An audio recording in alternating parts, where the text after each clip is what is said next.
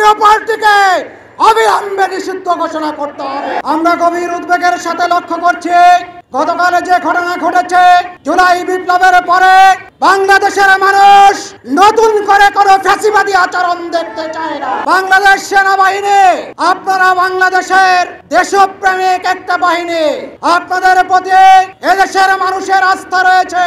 অনুরোধ করব, এমন কোনো আচরণ করবেন না যেন বাংলাদেশের মানুষ আপনাদের থেকে আস্থা ফিরিয়ে নেয়। সংগ্রামী ঢাকাবাসী, কালকে শুধু নুরুল হক নূরের উপরে নির্যাতন চালানো হয়নি, একজন ফ্যাসিস্ট বিরোধী আন্দোলনের অন্যতম নেতাকে আহত করা হয়েছে।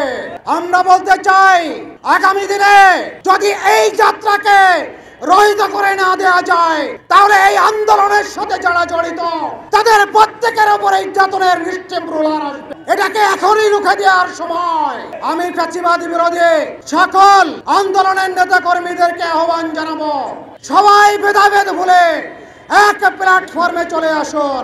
আর আওয়ামী লীগকে পুনর্বাসনের জন্য যারা চেষ্টা করেছে, হাসিনাকে ইলেকশনে বৈধতা দেওয়ার জন্য যারা চেষ্টা করেছে, এই জাতীয় পার্টির অফিস ঢাকার প্রাণ কেন্দ্রে কিভাবে থাকে এটা আমার বোধগম্য হয় না। প্রিয় ভাইরা, আমরা ঘোষণা করতে চাই জাতীয় পার্টিকে অবিলম্বে নিষিদ্ধ ঘোষণা করতে হবে। আর কালকে যে ঘটনা ঘটানো হয়েছে, আমি মনে করি সেনাবাহিনী, আমাদের যত বাহিনী আছে তাদের ভিতরে দেশপ্রেমিক, ফ্যাসিস্ট বিরোধী সবচেয়ে বেশি লোক আছেন।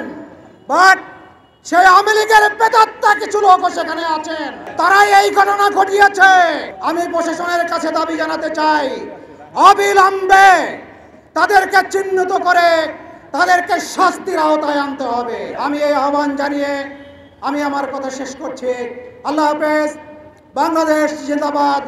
বাংলাদেশ জামাত ইসলামী জিন্দাবাদ।